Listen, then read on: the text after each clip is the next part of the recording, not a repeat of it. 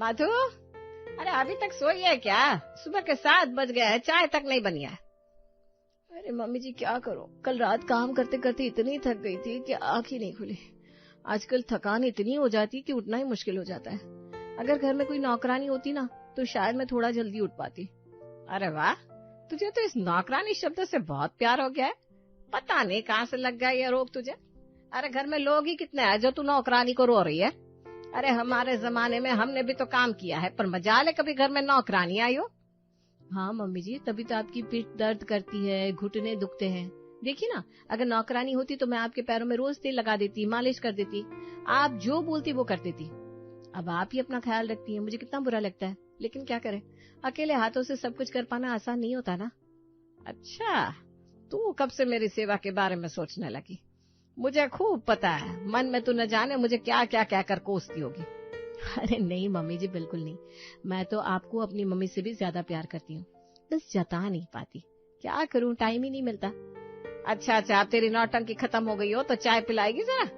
इस बारे में हम लोग बाद में बात करेंगे। जा आप जल्दी से जाकर चाय बना दे। जी मम्मी जी, अभी बनाती हूँ।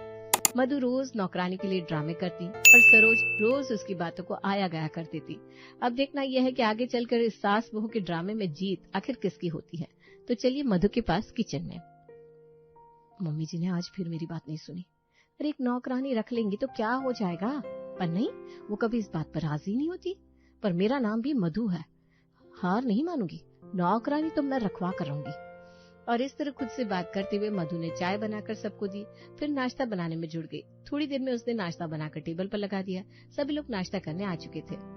अरे मधु बेटा, ये क्या है? बस पोहा बनाया है और कुछ नहीं बनाया क्या? हाँ मधु, मेरा तो आज आलू के पराठे खाने का मन था, साथ में मिक्स फ्रूट रायता भी। अरे हाँ बेटा, कल ही तो बोल रही थी तुझे कि अपने राघव को उसके फेवरेट पराठे बनाकर खिलाने हैं, और आज ये पोहे परोस दिए, और इसमें भी कोई स्वाद नहीं है। हाँ मम्मी जी, बनाना तो बहुत कुछ चाहती थी। मेरा भी बहुत मन करता है रोज नई नई डिश बनाऊं आप सबके लिए। आलू पराठे, मूंग दाल के चिल्ले, उपमा, ढोकला, सब कुछ। अरे तो फिर किसने रोका है तुम्हें बनाने से? किसी ने नहीं रोका, पर मैं क्या करूं, सारा काम अकेले हाथों से करना पड़ता है। अभी सुबह सुबह इतने सारे बर्तन मांजे, फिर झाड़ू पोछा किया, फिर सबका टिफिन तैयार किया, तो सोचा फटाफट कुछ हल्का बना दूं, वरना आप ऑफिस के लिए लेट हो जाते ना। अच्छा, तो अब पोहे इसलिए खिला रही हो क्योंकि वो फटाफट बन जाते हैं और मेहनत कम होती है? अरे नहीं राघव, ऐसा कुछ नहीं है, बस अकेले हाथ में है ना सारा काम। अगर घर में एक नौकरानी होती तो नाश्ते में सारी चीजें बनाती, 4 चीजें बनाती। आपकी फेवरेट आलू पराठा, पापा जी के लिए बेसन चिल्ला, मम्मी जी के लिए खास मूंग दाल हलवा तक बना देती। हाय राम, इसकी तो हर बात बस नौकरानी पर आकर ही खत्म होती है। मम्मी जी, मैं नौकरानी खुद के लिए रखने को थोड़ी ना कह रही हूँ। मैं तो बस ये चाहती हूँ घर में सबको अच्छा लगे, सब खुश रहे, आराम से रहे। देखिए ना, अगर किसी की हेल्प मिल जाए तो मैं कितना अच्छा घर संभालूं, आप भी चैन से बैठे, मैं भी थोड़ा मुस्कुरा लूं। मुस्कुराने पर तो कोई टैक्स नहीं है बहू, उसके लिए नौकरानी थोड़ी ना चाहिए। तुम चाहो तो अभी भी मुस्कुरा सकती हो। अरे पापा जी, आप तो मजाक उड़ा देते हैं। राघव, ये हाथ देखिए ना मेरे, बर्तन मांजते मांजते कैसे खुरदुरे हो गए, लगता है जैसे किसी मजदूर के हाथों। हाँ भैया, मैं समझता हूँ। जैसे किसी को खून की कमी, किसी को कैल्शियम की कमी हो जाती है, वैसे ही तुम्हें नौकरानी की कमी हो गई है, क्यों है ना? सबको मेरी बात मजाक लगती है ना, पर सोचिए, अगर नौकरानी होती तो मैं आपके लिए टाइम निकाल पाती, बैठकर बात करती, साथ में टीवी देखती, घूमने भी चलती। अरे बस बस मतू, तू तो बोलते बोलते पूरी काम वाली पुराण ही सुना देगी। चल, अब इतना बड़ा भाषण देने के बाद तू भी नाश्ता कर ले, आजा। अब क्या करूं, अभी तो मुझे भी पोहे ही खाने पड़ेंगे। अब सबने एक साथ बैठकर नाश्ता किया। मधु के नौकरानी रोग से सबको अब आदत सी पड़ गई थी। ऐसे ही दिन जा रहे थे।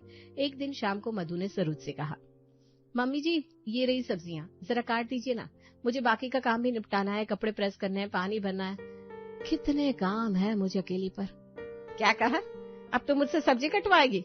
नहीं नहीं मम्मी जी, मैं तो आपको काम के लिए कह ही नहीं सकती, आप तो सासू माँ हैं। पर क्या करूं, मजबूरी है ना, खाना बनाने में बहुत देर हो जाएगी और फिर सबको टाइम पर खाना चाहिए। अब जब नौकरानी नहीं है तो थोड़ा काम तो मिलजुल कर करना ही पड़ेगा ना। अच्छा, तो अब तूने ये नया तरीका निकाला है, या तो नौकरानी रखो या खुद काम करो। अरे थोड़ा तो मेरी उम्र का लिहाज कर। नहीं नहीं मम्मी जी, आप कैसी बात कर रही हैं, मैं तो बस सोचती हूँ अगर नौकरानी होती तो मैं आपके पैर दबाने बैठ जाती। आपको एक जूस बना कर देती, फिर आपके बालों में तेल लगाती, आराम से बैठकर बातें करते हम दोनों।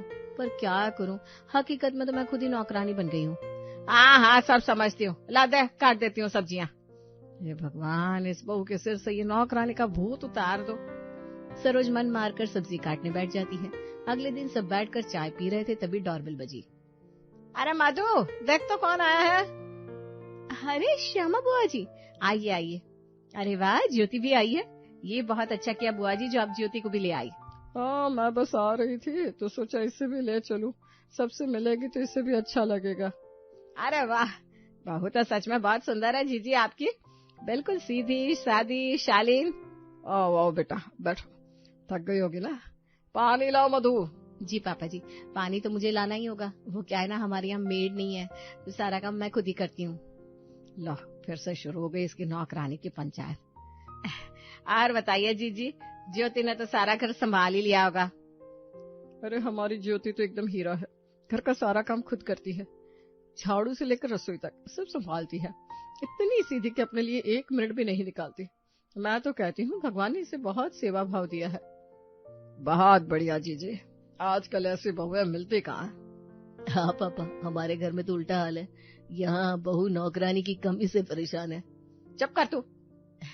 अरे जीजी, राघव को ना मजाक करने की आदत है। अच्छा ज्योति, चलो ना हम लोग किचन में चलते हैं। यहाँ सब अपनी बातें करें, हम वहाँ बातें कर लेंगे और चाय भी बन जाएगी। जी भाभी, चलिए।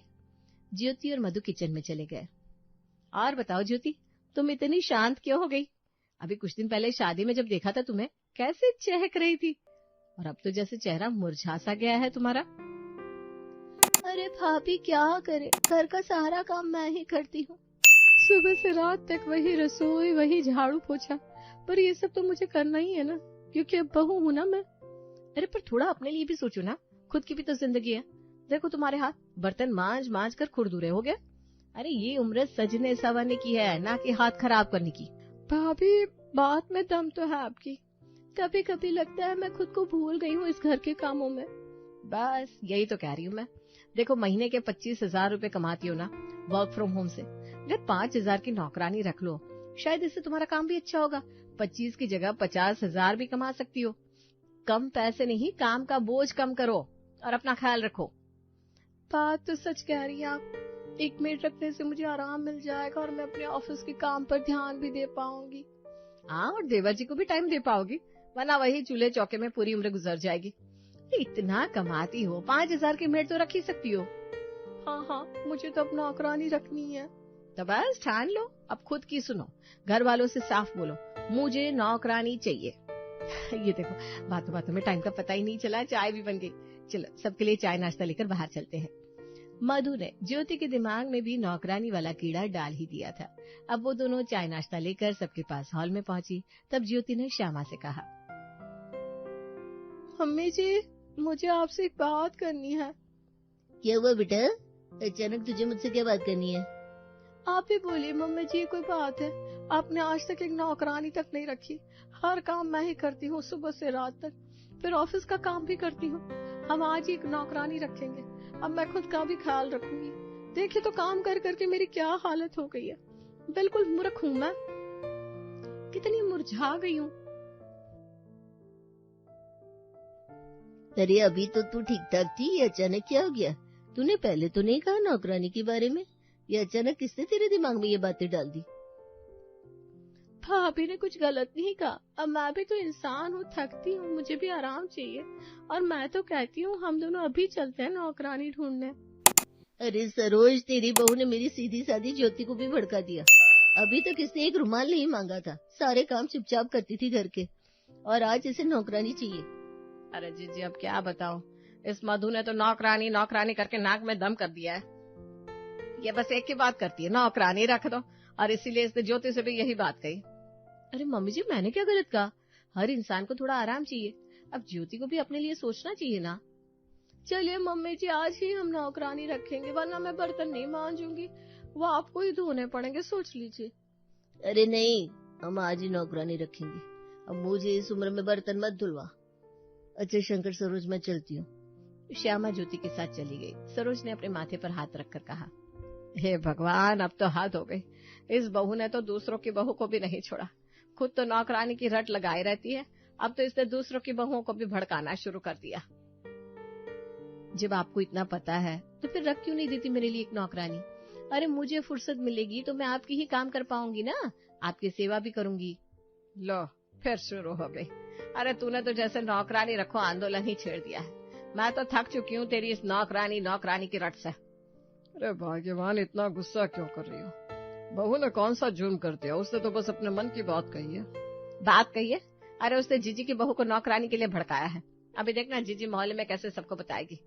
सरोज की बहू ने मेरी बहू का दिमाग खराब कर दिया और हमारी नाक कट जाएगी। अरे भगवान, नाक इतनी नाजुक मत बनाओ। अगर बहू के कहने से कोई नौकरानी रख ले तो क्या बिगड़ जाएगा? कम से कम घर में शांति तो रहेगी। नहीं जी, मुझे नहीं चाहिए कोई नौकरानी। ये तो मधु जानबूझकर ऐसा कर रही है। आजकल की बहुएं काम कम और बोलने में ज्यादा तेज है। तभी आवाज सुनकर राघव कमरे से बाहर आया और उसने कहा, अरे क्या बात है मम्मी, कमरे से ये आपकी आवाज सुनाई दे रही थी, फिर मधु से झगड़ा हुआ क्या? झगड़ा नहीं हुआ बेटा, अब तो इसने दूसरों के घर में भी आग लगा दिया है।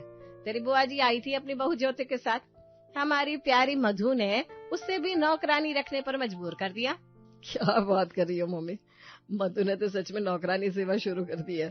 अरे मजाक मत कर, अभी कल लता भी बता रही थी कि उसकी बहू को भी इसने नौकरानी रखने के लिए कहा है। मेरा तो दिमाग खराब होता जा रहा है। अरे भगवान, मैं तो कहता हूँ रख लो एक नौकरानी, ना रहेगा टेंशन, ना रहेगी नौकरानी की बहस, घर में शांति भी रहेगी और मधु भी खुश हो जाएगी। पापा, फालतू में घर का बजट बढ़ जाएगा। अरे हम 4 लोग तो है घर में, काम ही कितना है। और फिर पहले मम्मी भी तो सारा काम किया करती थी, उन्होंने तो कभी नौकरानी नहीं रखी। बिल्कुल सही कहा मेरे बेटे ने, हमने भी तो जिंदगी भर काम किया, कभी नौकरानी नहीं रखी। कपड़े धोए, बर्तन मांजे, झाड़ू पोछा किया, पर कभी शिकायत की? अब ये नई बहू है तो जैसे बिना नौकरानी सांस ही नहीं ले सकती। देखो भाग्यवान, बात को थोड़ा समझा करो, जमाना बदल गया है। अब बहुएं बाहर भी निकलती है, घर भी संभालती हैं। थोड़ी मदद से घर की शांति बनी रहती है। और बेटा तू क्यों चिंता करता है बजट की? भगवान की कृपा से कमाई अच्छी है, एक नौकरानी रख लोगे तो कोई पहाड़ नहीं टूटेगा। हाँ पापा, बात तो आपकी भी गलत नहीं है, पर मम्मी माने तब ना। अरे मैं क्यों मानूंगी? मैं क्यों किसी अजनबी को अपने घर की दहलीज पार लाऊं? सरोज, अगर बहू की बात से घर का काम आसान हो जाए, थोड़ी मुस्कान वापस आ जाए तो इज्जत बढ़ती है, घटती नहीं है। अब मेरा मानना है कल ही कोई नौकरानी देख लेते हैं, कम से कम घर में शांति तो रहेगी, तेरे सिर का दर्द भी कम होगा। ठीक है, मैं आपकी बात मानकर नौकरानी रखने के लिए मान जाती हूँ। मधु, रख ले नौकरानी, पर नौकरानी रखने के बाद तूने जो जो कहा है याद रखना। हाँ मम्मी जी, मैं सब याद रखूंगी, आप चिंता मत करिए, मैं आज ही नौकरानी रख लूंगी। वो पड़ोस वाली आंटी बता रही थी कि एक काम वाली है उनकी नजर में, चमकी नाम है उसका, काम काज में भी बड़ी अच्छी है। ये देखो, इससे सब कुछ पता लगा कर भी रख दिया है। अरे बड़ी चालू है मधु। ठीक है, बुला ले चमकी को। अब मधु बहुत खुश थी, उसने पड़ोस की आंटी से कहकर चमकी को रख लिया। अगले दिन चमकी काम करने उनके घर आ गई। अरे कौन है तू, ऐसे घर में घुसी चली आ रही है? मैं इसी किसी के घर में नहीं जाती, मेरे को मधु भाभी ने बुलाया है। मैं चमकी है, चमकी आपकी नई काम वाली। ओहो, तो तू चमकी है। अरे देख तो, चमकी आई है। अरे चमकी, तू तो एकदम सही टाइम पर आ गई। चल अब जल्दी से सारे बर्तन धो दे, फिर घर साफ कर दे, तब तक मैं नाश्ता बना लेती हूँ। हाँ मधु भाभी, मैं अभी बर्तन और घर दोनों चमका देगी, आप अपना काम कर लो। अरे मधु, अब तो काम वाली आ गई ना, अब तो तू हमें अच्छा सा नाश्ता बनाकर खिलाएगी, है ना? हाँ मम्मी जी, मैं बस नाश्ता बनाने तो जा रही थी। ठीक है, जा जा जल्दी से बना ले नाश्ता। थोड़ी देर में मधु ने नाश्ता बनाकर टेबल पर लगा दिया। सभी लोग नाश्ता करने आ चुके थे। आज तो कुछ बढ़िया नाश्ता मिलेगा, आखिर नौकरानी जो आ गई है। मधु कहती थी ना, एक हेल्पिंग हैंड हो तो वो अच्छे से नाश्ता बना सकती है। अरे ये क्या मधु, सिर्फ आलू के पराठे और दही? हाँ, आपको बहुत पसंद है ना, देखिए मैंने आज बना दिए। हाँ, पर तुम्ही ने कहा था कि अगर नौकरानी रहेगी तो तुम सबके लिए सबकी पसंद का अलग अलग नाश्ता बनाओगी। 4 तरह का नाश्ता बनाने की बात कही थी तुमने, याद है ना? हाँ मधु, दे आप जवाब। अरे मैं तो बनाने ही वाली थी 4 तरह की डिशेस, पर फिर मैंने सोचा इतना सारा नाश्ता करके कहीं सबका पेट खराब ना हो जाए, आखिर मुझे सबकी फिक्र भी तो है ना, इसलिए मैं रोज किसी न किसी पसंद का नाश्ता बनाया करूंगी। इसके पास ना हर चीज का जवाब तैयार रहता है, यह किसी के हाथ नहीं आने वाली। सरोज की बात सुनकर सभी हंसते हैं और फिर सब अपना अपना नाश्ता खत्म करके अपने अपने काम में लग जाते हैं। थोड़ी देर में शंकरलाल मधु को आवाज देते हैं। अरे बेटा, एक कप चाय और पिला दे। पापा जी, अभी 1 घंटे पहले तो आपने चाय पी थी। हाँ तो क्या हो गया भाई, दोबारा बना दे। अब तो चमकी है ना तेरे साथ काम करने के लिए, चाय बनाने में तकलीफ कैसी। जी पापा जी, मैं एक काम करती हूँ, चमकी से ही कह देती हूँ आपके लिए चाय बना दे। आखिर उसके हाथ की भी तो चाय टेस्ट करिए। चमकी, 1 कप चाय बना दे पापा जी के लिए, और हाँ, थोड़ी सी मेरे लिए भी बना देना। ठीक है भाभी, मैं अभी 5 मिनट में बनाती है। वाह भाई, अब तो चाय भी चमकी बनाएगी। बहू, तूने तो कहा था नौकरानी आने से हमें आराम मिलेगा, पर मुझे तो लग रहा है तुझे ही आराम हो रहा है। अब पापा जी, नौकरानी को पैसे दिए हैं तो पैसे तो पूरे वसूल करने पड़ेंगे ना। आखिर रवि की एक खून पसीने की कमाई क्या है। तुझे बातों में कोई नहीं जीत सकता बेटा। चल ठीक है, चमकी चाय बनाकर लाकर दे देगी मुझे। अब चमकी ने शंकरलाल को चाय बनाकर दे दी। ऐसे ही सरोज ने मधु से कहा। अरे मधु बेटा, मेरे पैरों में ना बड़ा दर्द हो रहा है, तू एक काम कर, मेरे पैरों में जरा तेल की मालिश कर दे। हाँ मम्मी जी, मेरी तो कमर अकड़ सी गई है। मेरी कमर में भी ना बड़ी जोरों का दर्द हो रहा है। एक काम करती हूँ, पहले चमकी से मैं अपने कमर की मालिश करवा लेती हूँ, फिर आपके पैरों में तेल लगाने के लिए भी कह दूंगी। तभी वहाँ रवि आता है। अरे वाह, तुमने तो कहा था तुम मम्मी की खूब सेवा करोगी नौकरानी आ जाने के बाद। यहाँ तो देख रहा हूँ तुम अपनी सेवा करवाने में लगी हो। कभी कमर की मालिश, कभी सर में तेल लगवा रही हो, कभी सलाद कटवा कर खा रही हो, कभी फ्रूट्स, और सारा काम बस चमकी करेगी घर का, क्यों? हाँ मधु, तुम्हारे तो मजे हो गए। मुझे तो लगता है ये नौकरानी तुमने घर के लिए नहीं, खुद के लिए रखी है। अरे, मैंने ऐसा कब कहा? मैं तो कह रही हूँ कि वो मम्मी जी के पैरों में भी तेल लगाएगी और पहले मैं खुद की देखभाल करके खुद को ठीक तो कर लूं। काम कर कर के मेरी हालत खराब हो चुकी है। पहले खुद की सेवा, फिर सबकी सेवा। मधु की इस बात से सारे लोग खिलखिलाकर हंस पड़ते हैं। सबको पता था मधु किसी के हाथ नहीं आने वाली। उसके पास हर सवाल का जवाब तैयार रहता है। मधु की नौकरानी रखने की ख्वाहिश पूरी हो चुकी थी। घर में अब सुख शांति का माहौल था।